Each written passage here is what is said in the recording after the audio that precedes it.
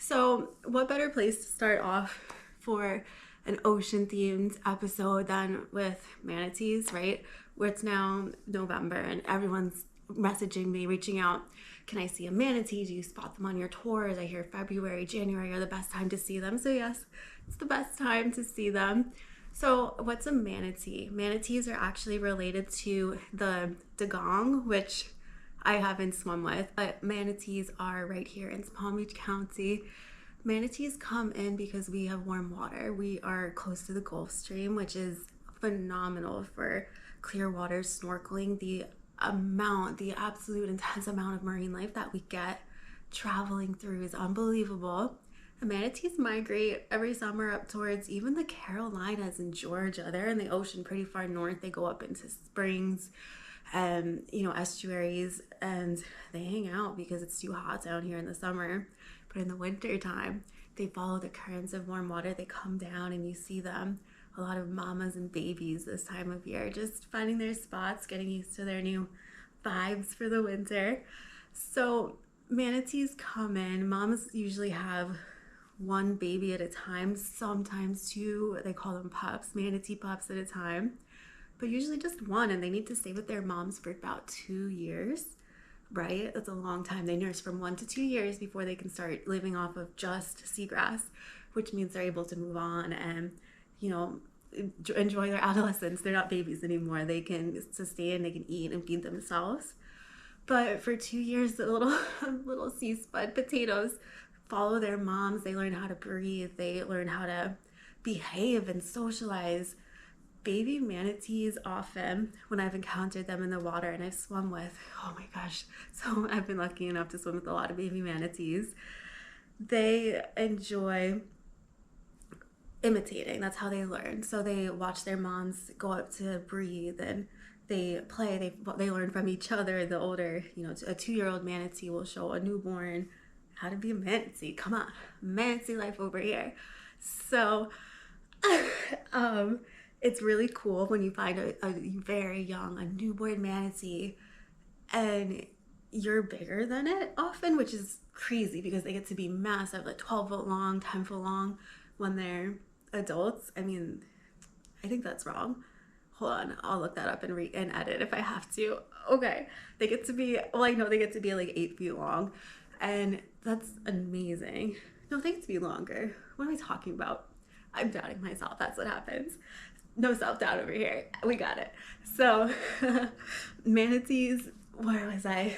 When they're babies, they'll imitate you sometimes. So I've had encounters where, mama manatee is over by the big seagrass bed and kind of puts baby manatee in a cove with the other babies. It's like a daycare situation. Pretty advanced, right? Manatees, you got to give them credit. So I once was snorkeling, and in snorkeling, you dive down a little, right? I have my camera on, my little GoPro, swimming around here, right? Baby manatee imitates me and comes up for air as I come up for air, and we coordinate it, and we look at each other. We sit there face to face for like 20 minutes. Okay, me and this little baby, and we come up for air at the same time, and then come down. And then, did you know manatees? Okay, really fascinating. Manatees fart, and that's how. Okay, manatees fart. Period. Done. Good sentence. Just kidding. Manatees fart to control their buoyancy. And so a manatee goes up for air and it actually ingests some of that air, holds onto it, and it's able to stay floated. And then as it literally farts out air, it sinks lower down to the bottom. Isn't that incredible? So manatees control their buoyancy, which is so important if you're a diver, or even a free diver, you use a weight belt, anything. Buoyancy is so important for, everything, swimming, functions, life. So manatees are able to release fart to go down to the seagrass. Oh, look, there's some food. I better fart for it. And they drop right down to the seagrass level. Okay. Awesome. So anyways, but baby manatees like to play in the bubbles. So when you snorkel and you go down, I don't release bubbles as I snorkel. I breathe out a little bit of air. We'll talk about breathing in a future episode, but I let out a little bit of air so I have the right amount in my lungs, and sometimes I let out a little more if I'm not sinking enough, just to also, like a manatee, control that buoyancy. We'll talk about safety breathing technique stuff another time, like I said. So they like to play in the bubbles, and if you blow bubbles too and I spin in them, the manatee will fart and swim in the fart bubbles, and you're just swimming and turning. It's incredible. They literally like to play with you, like they're like puppies of the sea.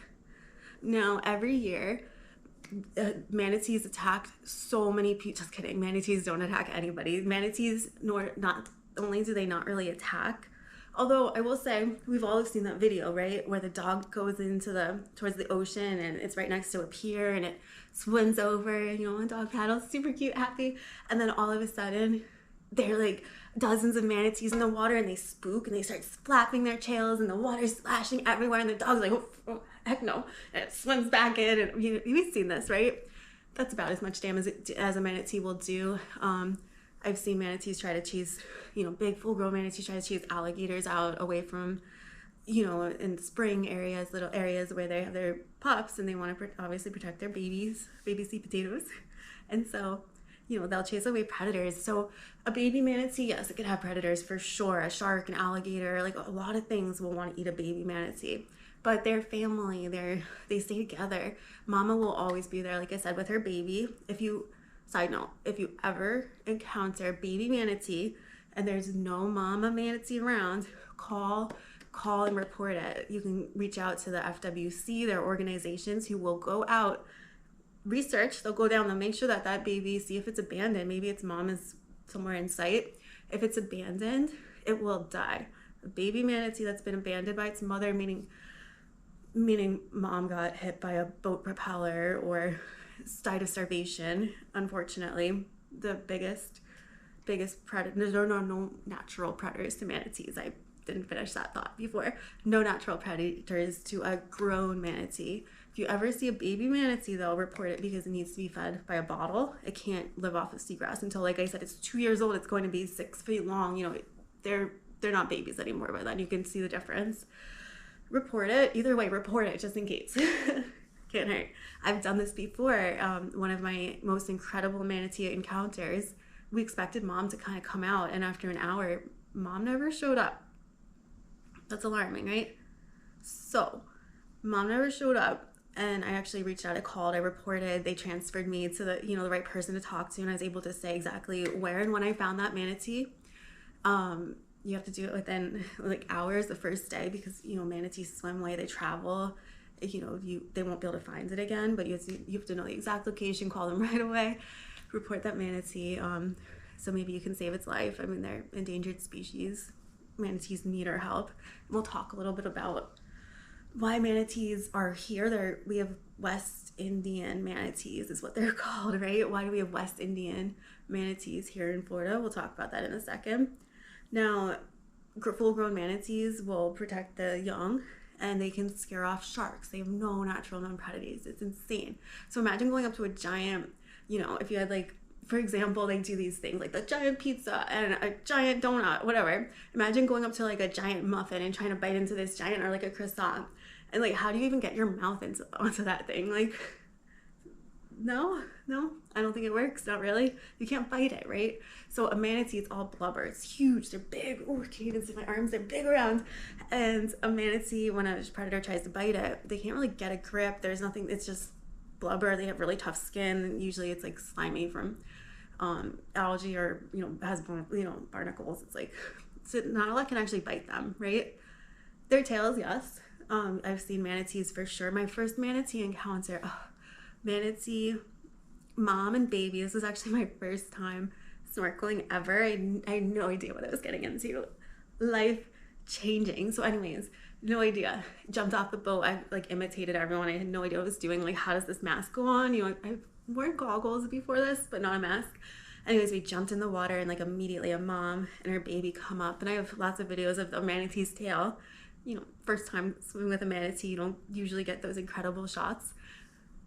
Although I think I got a cool spinning one, face on manatee spins. I've never captured that again, not like that, not face on.